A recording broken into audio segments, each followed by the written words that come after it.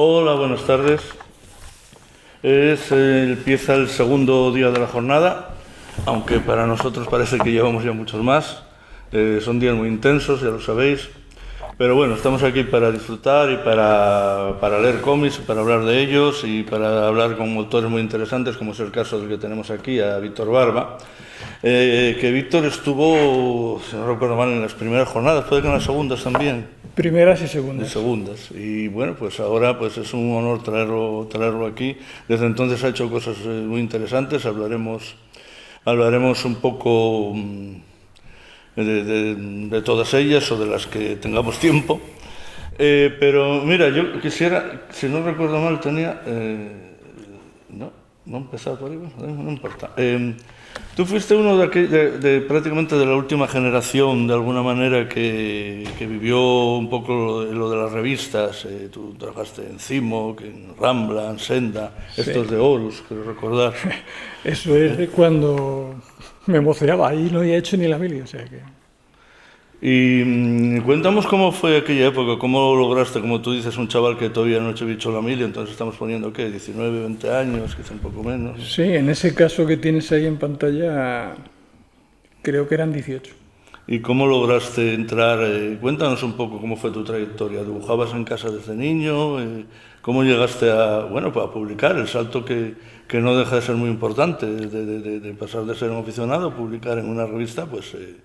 que quizá esta no era de las más conocidas, pero Horus, pero bueno, no deja de ser un trabajo profesional.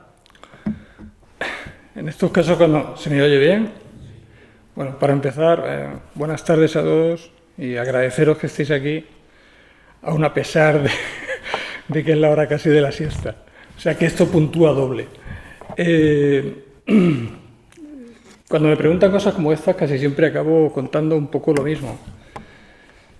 En mi caso, dibujar, pintar, viene casi de que iba a gatas. O sea, mi madre cuenta, y si lo cuenta ella será verdad, que desde que iba a gatas, o sea, papel que caía en mis manos, papel que yo acababa rellenando de trazos y tal. Y si no había papel, siempre estaban las paredes a mano, que bueno, pues eso siempre animaba.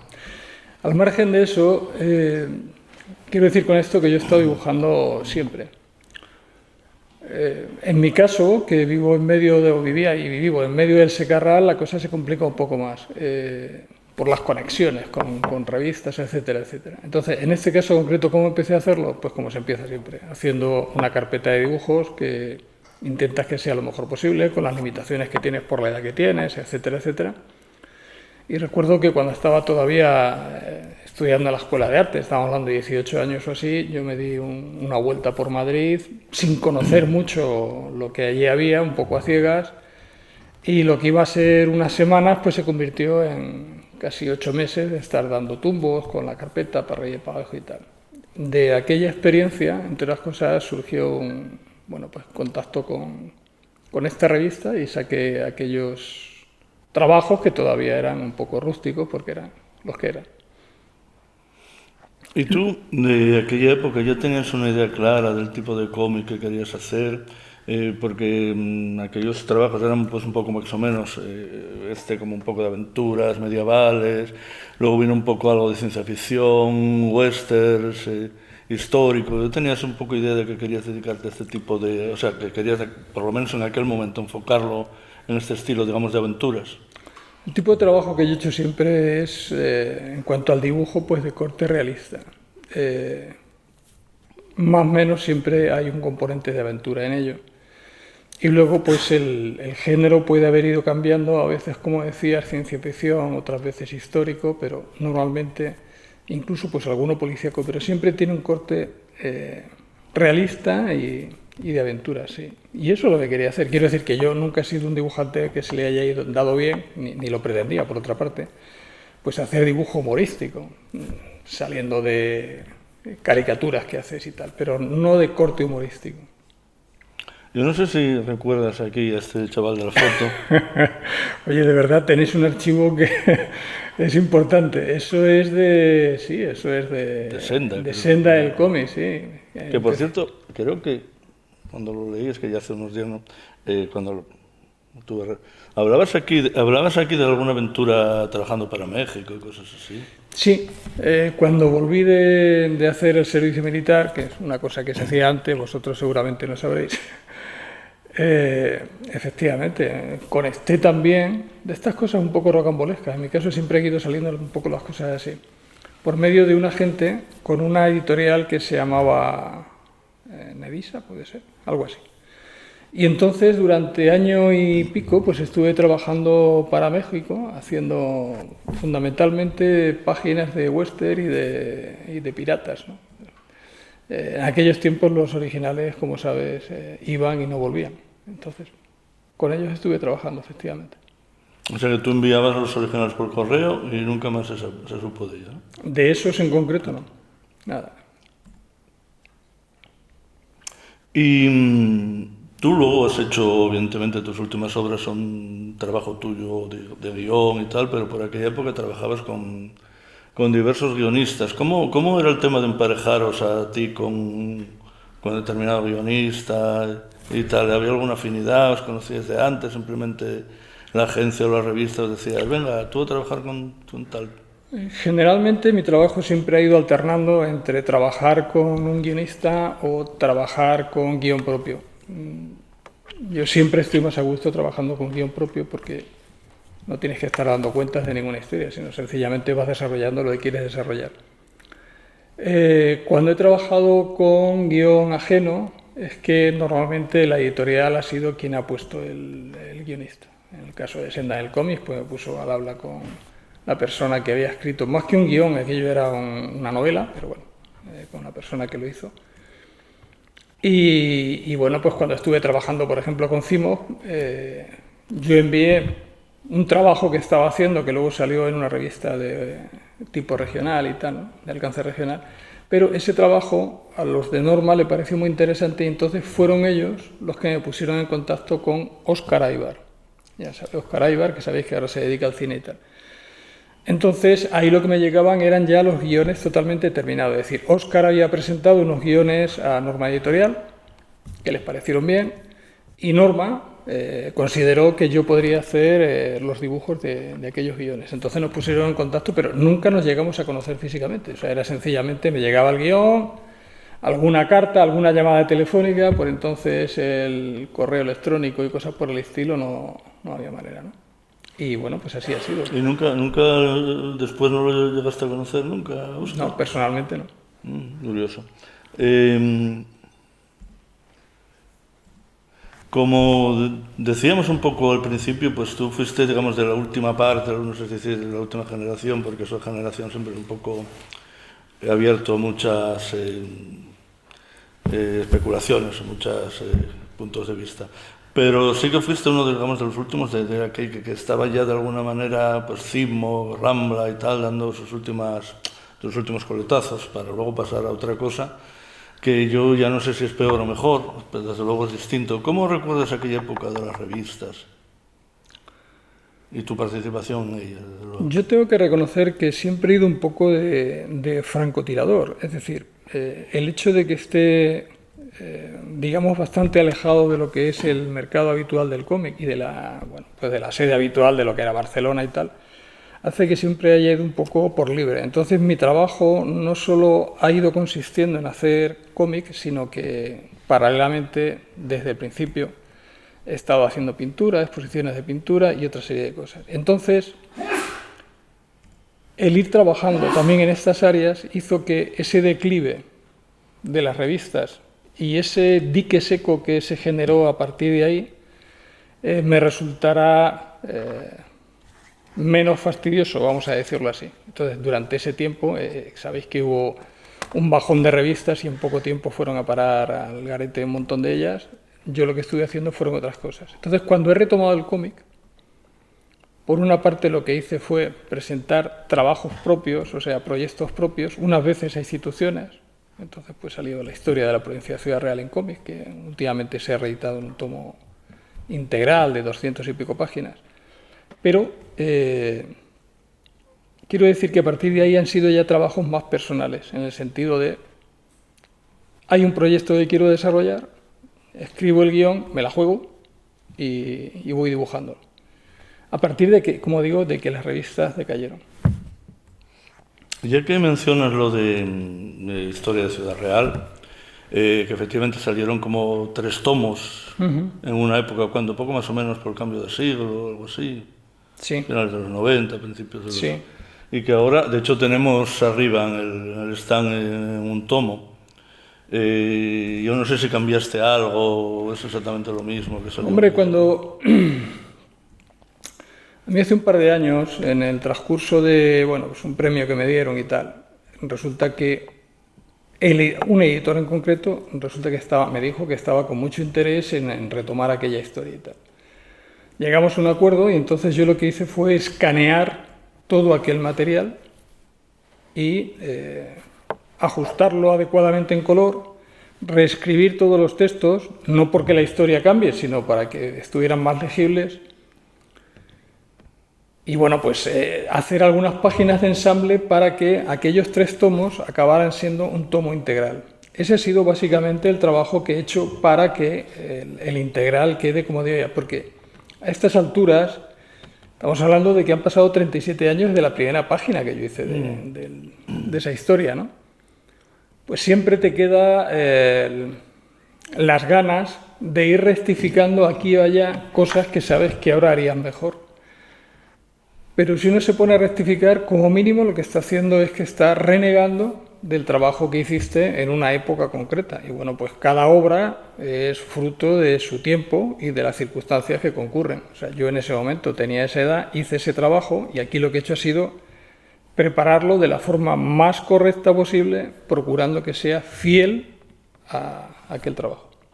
Y ese tipo de trabajo, nos lo contabas un poquitito antes, en la respuesta anterior, que son un poco institucionales, supongo que esto de alguna manera estaría patrocinado por el gobierno de la comunidad autónoma, no sé. Ese trabajo, yo digo en la entrada de ese libro que has mencionado, en el prólogo digo que ha estado a lo largo de mi vida una relación conmigo como el Guadiana. Yo no sé si estáis muy puestos en geografía manchega. El Guadiana es aquel río que dicen que aparece y desaparece.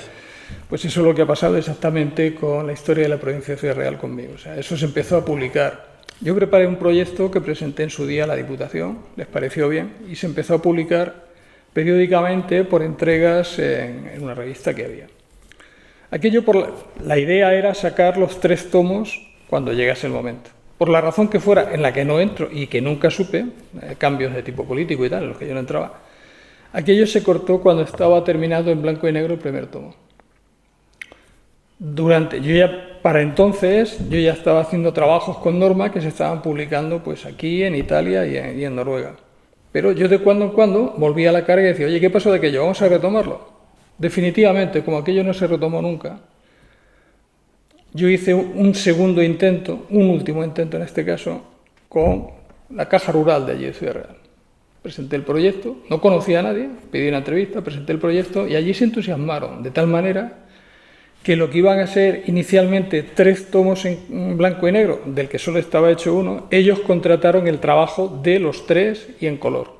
Y eso me supuso un trabajo intenso durante un par de años, porque yo no contaba con todo aquello y tuve que ir al corre-corre. Así fue como salieron esos 3 libros de los que tú hablabas, que ahora se han fundido en este integral, que es el que tenéis arriba. Y bueno, es la historia de Ciudad Real, Sí. es decir, entonces, ¿cómo fue tu trabajo de investigación histórica? Yo no soy historiador ni nunca lo he pretendido. Yo lo que sí tenía en su momento, que ya hablamos con quien tenía que ser, era una serie de historiadores que eran quienes me iban pasando los datos que no guión. Ellos pasaban los datos y entonces con esos datos yo iba elaborando el guión, pero siempre desde la seguridad de que han sido un par de historiadores quienes te han ido dando a aquello. O sea, son cosas distintas, como sabes, los datos históricos y el guión a contar. Y luego, ¿cómo ha sido la respuesta un poco del mundo de los historiadores, un poco de especialistas en esta parte de España, o sea, especialistas en Ciudad Real, que si alguno lo ha leído, me imagino que sí, te ha dicho, pues mira, esto está muy correcto, o aquí has metido la pata, no sé si pudo ser. Yo en ese sentido no tengo noticias de que a alguien le haya parecido mal. En cualquier caso, una de las cosas que hago en el staff, en lo que son los créditos del libro, entonces y ahora, es poner a cada uno en su sitio. Es decir, guión y dibujos, servidor, datos históricos fulanito, menganito y tal. De tal manera que si hay que reclamar sobre algún dato histórico, pues se reclame al historiador de turno. Muy bien. Estamos viendo ahora algunas de las páginas que hiciste durante algún tiempo, dibujando bárbaros de alguna manera, para enfocar un poco el tema.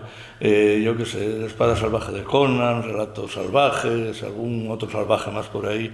Esto de alguna manera también era un cambio en lo que habías hecho, porque aunque habías hecho, digamos, alguna historia de tipo medieval, no era exactamente bárbaros, que siempre hay como que poner a tipos así musculosos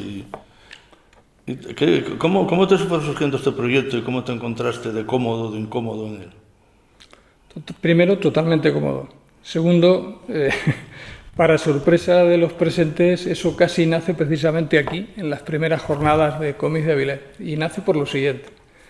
Mucho antes de que empezaran las jornadas, cuando yo empecé a patear Barcelona también con una carpeta debajo del brazo y, en fin, estas cosas que se hacen cuando estás empezando. Yo comentaba precisamente en la comida hace un rato que una de las cosas que llevaba yo en mi carpeta de presentación y tal, cuando fui a Bruguera, con los que no trabajé nunca, precisamente eran un episodio precisamente dibujado de Conan. No en base a Buscema, no en base a Barry Smith, no en base a nadie, sino sencillamente yo, mucho tiempo antes, había leído los libros de Robert Howard y era un personaje al que le tenía muchas ganas. De tal manera que incluso ya entonces, estamos hablando de muy jovencito, pues yo llevaba ya unas páginas que había hecho de bárbaros y siempre le tuve ganas a Conan. Hete aquí que en las primeras jornadas, creo que fueron las primeras jornadas de Avilés, se barruntaba que, creo recordar que era que Planeta iba a adquirir los derechos para la publicación de Conan en España. Bueno, ni corto ni perezoso, cuando regresé, yo había venido, o sea, las primeras jornadas fueron casi una carambola, porque habíamos venido a ver, mi mujer y yo, a Isaac y Marlene, que está por aquí. Y nos enteramos de que esto estaba aquí y estuvimos viniendo. Bien, a lo que voy. Aquí fue donde me enteré que eso que estaba diciendo, de que Planeta posiblemente lo que iba a hacer era adquirir los derechos sobre Conan. Entonces yo, que había estado en un impasse, había estado un par de años o 3 sin hacer cómics, haciendo otro tipo de trabajos, también de tipo creativo, según llegué a casa aparqué todo y me puse a trabajar en el estudio y sobre el tablero, papel, dibujo, y en poco más de 10 días tenía un dossier precisamente sobre Conan, no sobre bárbaros, sobre Conan. Dossier que envié a Planeta, donde no conocía a nadie. Y hete aquí que casi a vuelta de correo, no de mail, que no había mail, a vuelta de correo, Tony Giral me contestó y le dijo que les interesaba mi trabajo, y volvemos entonces a lo de los guionistas, que tenían guiones de otra persona. En este caso era Valentín Ramón, que había creado unos personajes de los que se hicieron unos capítulos más cortos y luego lo que se llamaba un one shot, uno de 40 y tantas páginas.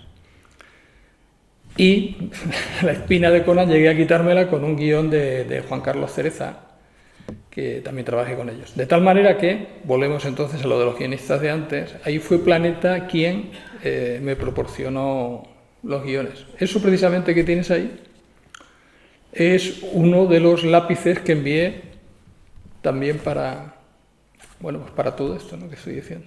Pero entonces, si dices esto, pues estos son los personajes de héroes, el one shot que comentabas. Eso fue a posteriori, es decir, mandé lo de Conan, les pareció bien, mandaron los guiones y yo lo que hice fue preparar otro dossier con los personajes de héroes para que vieran cuál era mi punto de vista, mi tratamiento de los personajes. Este fue uno de ellos, que ese dibujo luego lo utilicé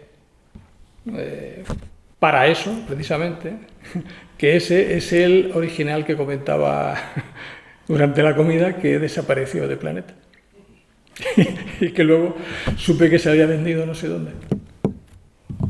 Cosas curiosas.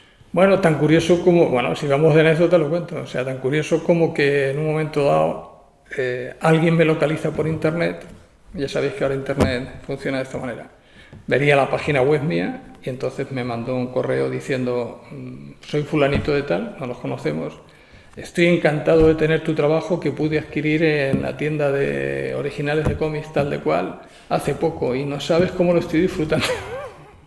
Y entonces yo le contesté, digo, mira, pues me alegro muchísimo de que estés disfrutando de mi obra. La obra no puede estar en mejor sitio que allí donde alguien la aprecia y entiendo que has pagado tu dinero. Digo, te voy a dar un dato solo para que lo sepas. Ese original desapareció de la editorial hace no sé cuánto tiempo, se buscó por todas partes, no se encontró. Y acto seguido le dije, y sirva esta carta como beneplácito por mi parte para que quedes tranquilo porque yo no tengo intención de reclamar nada. Entiendo que tú has pagado tu dinero y ya está. Quien hizo la zalagarda fue otro. O sea que eso es lo curioso de esa portada. Estas son algunas de las páginas de Conan. Que hiciste, sí. Y con respecto a los personajes de héroes, eso me imagino que como al parecer eran la línea laberinto y tal, eso son propiedad tuya y del guionista, ¿no?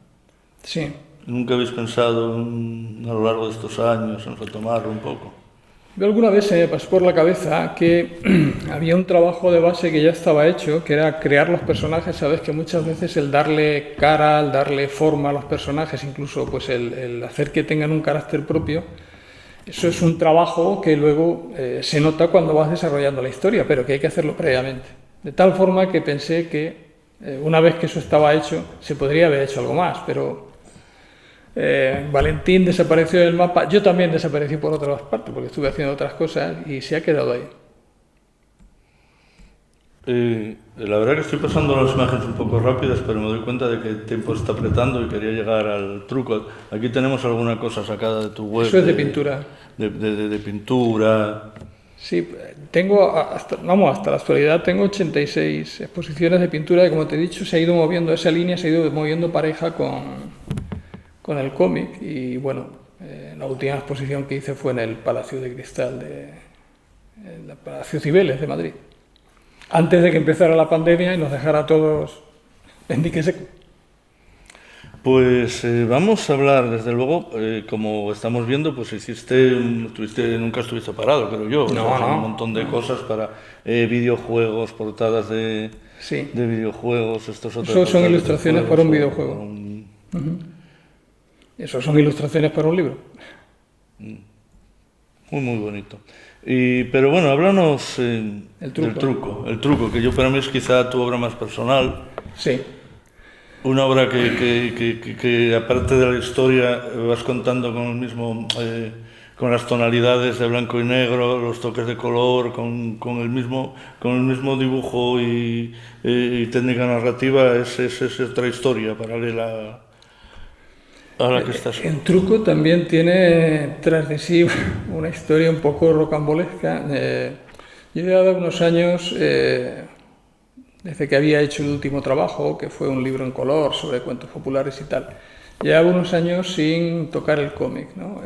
Porque cada vez más lo que necesito a la hora de ponerme a dibujar es contar lo que quiero contar. O sea, yo nunca he trabajado demasiado a gusto con algún trabajo de encargo, pero es que a estas alturas de la vida ya lo que quiero es contar lo que quiero contar.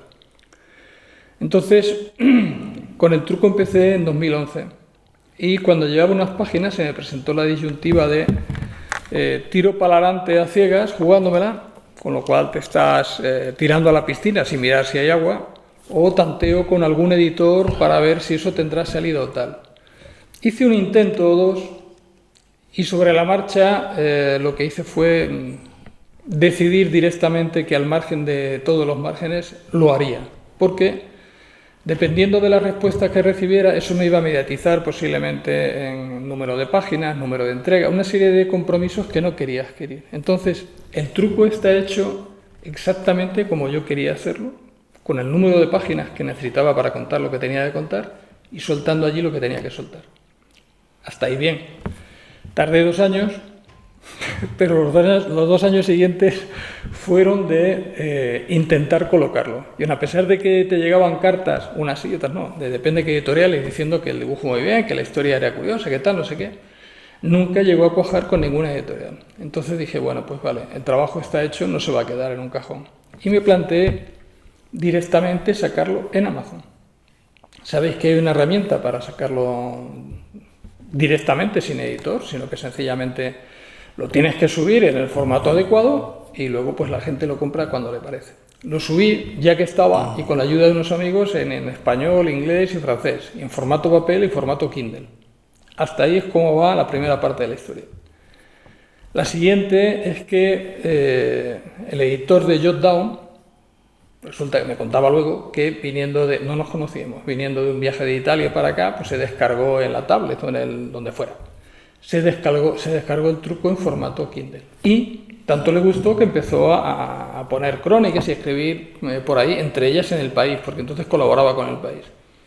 Yo me enteré un poco de rebote de aquello, le di las gracias y ya está. Pero a partir de ahí hubo una conexión, me encargaron algunos trabajos, saqué un libro más con ellos, un libro de ilustraciones, y en la presentación de ese libro de ilustraciones, espero que vayáis siguiendo la onda porque las horas que son, y me estoy extendiendo. En la presentación de ese libro de ilustraciones, el editor vino a acompañarme. Y entonces, tomando café, me dijo lo que tenía ganas de decirme hacía tiempo, y es: ¿no te apetece que esa obra, que a mí me gusta tanto, esté también en librería sin tener que estar directamente por compra directa en Internet? Digo, sí, claro que me apetece. Lo único que ocurre es que hace falta un editor. Pues yo mismo digo, pues mira, ya estamos tardando. Y entonces ocurre que ahora mismo hay dos ediciones que están conviviendo. La que yo subía en su momento a Internet, que sigue estando ahí. Y hay otra que es exactamente igual, la misma, vaya, pero con un ligero cambio en la portada, que para que las identifique y tal, que es la que publica, la que edita Jotdown. Entonces, esa es la relación que hay. Unas se pueden coger directamente, se pueden comprar directamente en librerías, la otra tiene que ser exclusivamente en Amazon. Pero como te digo, hasta entonces es la apuesta más personal, ¿no? Y más arriesgada, por otra parte, porque eran 100 y pico páginas sin saber quién te lo va a sacar luego. Sí, desde luego que te la jugaste ahí. Estamos viendo ahora, antes de pasar a hablar de hasta Novgorod, sí, mal, sí. Más portadas para desarrollo de videojuegos y tal. ¿Te interesa a ti el mundo de los videojuegos? Nada, estoy verde, no. yo lo que hago es dibujar, no tengo ni idea de videojuegos. Yo, sacándome del Tetris, el Tetris es aquel que cae, ¿no? Bueno, pues ya está, hasta ahí hemos llegado. Ya el resto, cuando tengo que hacer algo de esto, siempre hay alguien que me manda documentación y me dice esto, aquello, lo demás allá. O sea que no sé si la verdad que las portadas quedan preciosas, ¿no? Ya, pero es que lo mío es dibujar, no jugar a los videojuegos. Yo de videojuegos no entiendo. Bueno, pues vamos, a ver, además, sí, vamos bien de tiempo, pero vamos bien de tiempo para hablar lo necesario. Bueno, nunca es bastante. Se puede hablar mucho, sí. Siempre se puede hablar mucho de un cómic, pero bueno, vamos a empezar. Hasta Novgorod, más o menos que hace 2 años, 1 año. Eso se publicó, sí, este año pasado, ¿no? A finales del año anterior. Estoy perdido ahora mismo ya, estamos en el 2022, 2021. Finales del 20, entonces. Finales del 20. Finales, cuando digo finales, digo el 12 de diciembre. Ese es el... Bien, es una obra también muy personal que habla de una historia, creo que verídica. Sí. De un chaval que vive la guerra civil, de un pequeño pueblo, vive la guerra civil y se ve obligado por diferentes circunstancias pues, a luchar en el frente ruso. Y bueno, cosa que no es muy agradable, no, como evidentemente cuenta la historia. Pero bueno, cuéntanos esa historia que estamos diciendo que es real, cómo llegó hasta ti y cómo te fuiste planteando tú desarrollarla y meterla en un cómic.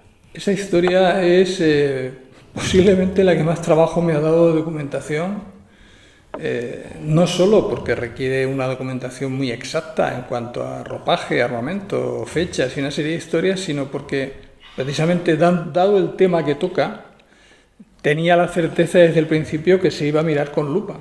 Bueno, tenía la certeza también de que habría quien estuviera de acuerdo y quien no, porque es un tema harto delicado.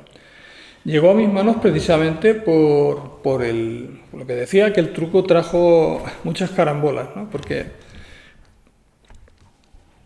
el editor de Jotdown, quien me propuso publicar el truco, hacía poco que había sacado un pequeño librito, en formato cuartilla y unas 100 páginas, que eran básicamente una tras otra las memorias de su abuelo.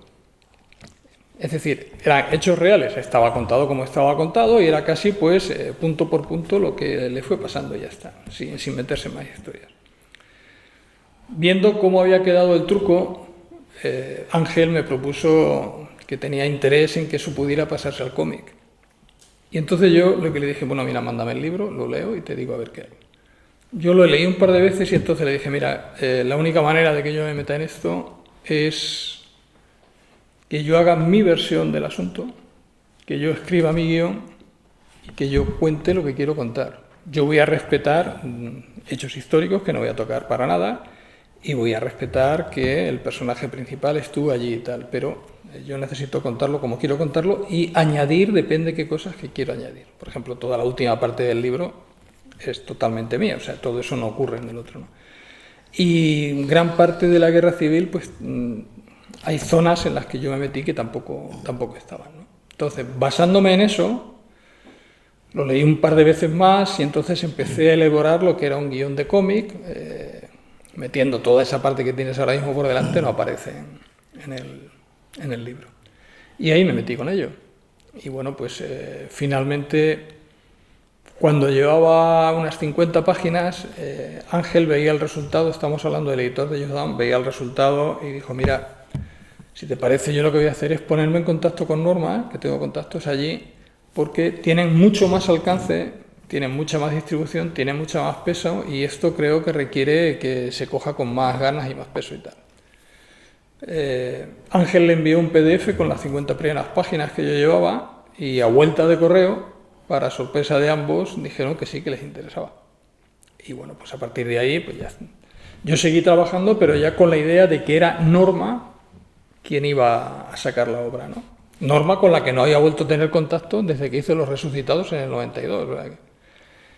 Y fueron ellos quienes lo sacaron. Y para sorpresa, yo creo que incluso de Norma, para sorpresa de todos, 12 días después de que saliese se publicara, 12 días no, 11, porque el día 24 ya salió el 12 de diciembre y había gente que el 24 le costaba conseguirlo en depende qué sitios, ¿no? Porque a mí me empezaron a llamar gente que conocía 11 días después y me dijeron, oye, que no puedo conseguir esto. Y digo, pues en las librerías, no, en tal no hay, en otra no hay. Yo chequeé por internet e incluyendo Amazon, en 11 días se habían agotado en muchos sitios la primera edición, con lo cual, pues final de febrero, 1 de marzo sacaron la segunda, que es de la que hablábamos antes con lo de la rata.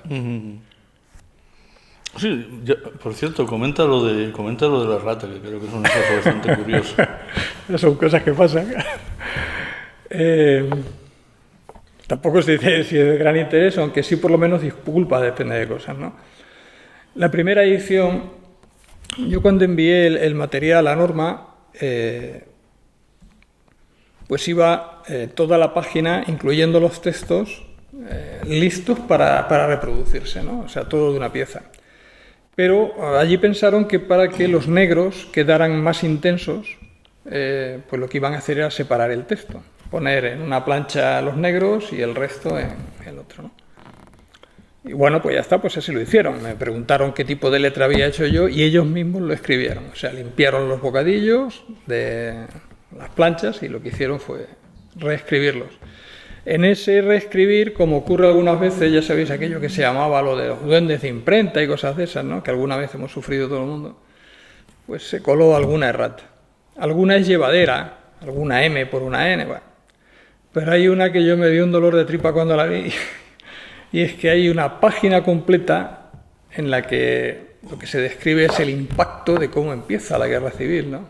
Y claro, ese impacto resulta que me lo llevé yo porque se les bailó un 0 por un 8 y en lugar de poner el 18 de julio pone el 10. Y ahí me quedé planchado. Pero vamos, en la segunda ya procuré yo que eso no volviera a ocurrir. De todas maneras, quienes tengáis, si alguno tiene una primera edición, pues mira, eso luego se va a cotizar muchísimo porque es la que tiene la errata. Hablabas al principio de cómo te ponías pues en la mesa, dibujar, en la mesa de dibujo y todo esto, y ahora pues bueno, estás mandando páginas por PDF, evidentemente han cambiado muchas circunstancias en el trabajo de un guionista, pero ¿cómo es normalmente tu trabajo? Quiero decir, ¿sigues trabajando en analógico, como se dice ahora, lo que era dibujo, tinta y color? ¿Haces por ordenador, por tableta, por todo esto? ¿Cómo trabajas? Claro, yo estaba pensando precisamente en la comida que teníamos hoy, cómo se podrán comprar los originales en el futuro, porque cada vez hay menos originales en papel, imagino, no sé. Bueno, yo sigo trabajando, yo necesito el contacto con el papel, ¿verdad? Lo único que ha cambiado también es que tengo un abanico de posibilidades más grandes que antes. O sea, quiero decir, todo aquel rodaje que llevábamos tiempo atrás, muchos, para conseguir un trazo fluido con el pincel o con un toque bonito con la plumilla, todo eso queda ahí, efectivamente, y sigue funcionando. Pero ¿qué es lo que pasa? Pues yo ahora normalmente yo ahora trabajo directamente a lápiz sobre... En mi caso, cualquiera que vea el trabajo le podría resultar caótico porque no sabría exactamente qué parte estoy. Pero yo voy haciendo trabajos a lápiz que muchas veces se acaban definiendo más y que unas veces, y ahí voy, los paso con tinta y otras veces, según me vaya pidiendo la página, la viñeta, lo paso directamente, lo escaneo y lo paso directamente con el ordenador, con uno de los pinceles del ordenador, ¿no? Entonces, voy trabajando de esta manera. Pero siempre hay un previo a lápiz. Yo necesito trabajar a lápiz. Y luego ya el pasado a tinta, insisto, pues puede ser con tinta, pincel y pluma, o puede ser directamente con la herramienta del ordenador, ¿no? Bueno, el color ni que decir tiene, pues que ahora ya, a pesar de que todo el trabajo anterior que habíamos hecho era pues con acuarela, con témpera, con acrílicos, con lo que fuera, ¿no? Pues ahora directamente el color lo voy metiendo más con ordenador, y eso hace que pueda tener un archivo que mandar al editor. Esta creo que es la página de la que hablamos. Esa es la página fatídica. La estuve aumentando y está bien la fecha, o sea que esta está... No, pero es que esta es de la segunda. Esta es la segunda, sí. Sí, se ve, es muy fácil, se ve en la portada porque tiene puesto ahí el sellito que pone segunda edición, y dices, ve, esta es la que no tiene errata. Bueno, estamos acabando casi el tiempo. Cuéntanos qué estás haciendo, cuáles son nuevos proyectos, nuevas historias, nuevas cosas. Sí, yo quería haber traído, incluso que hubiese sido una primicia de presentación esta charla, quería haber traído un trabajo que terminé hace poco, que se llama Polvo en el aire, que en principio debería estar como muy tarde a principios de septiembre, pero que...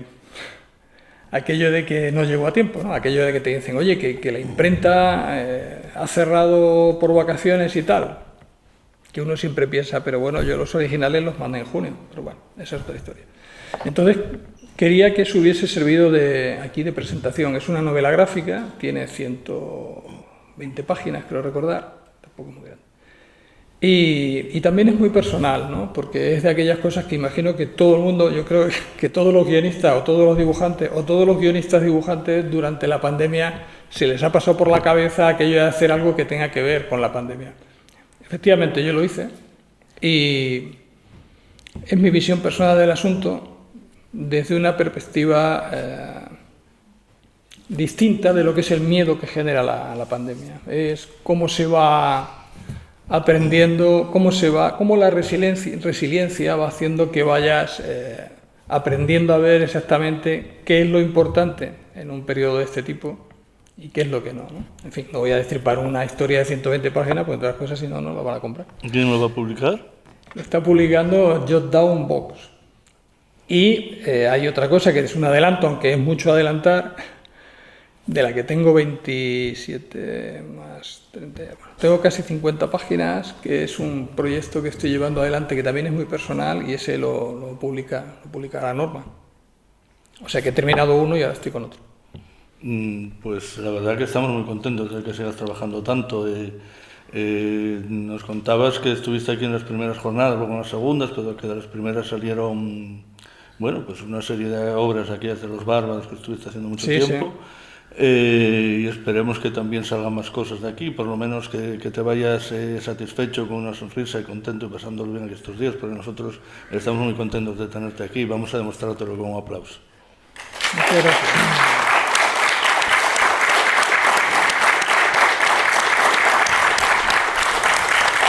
Y ahora en unos pocos minutos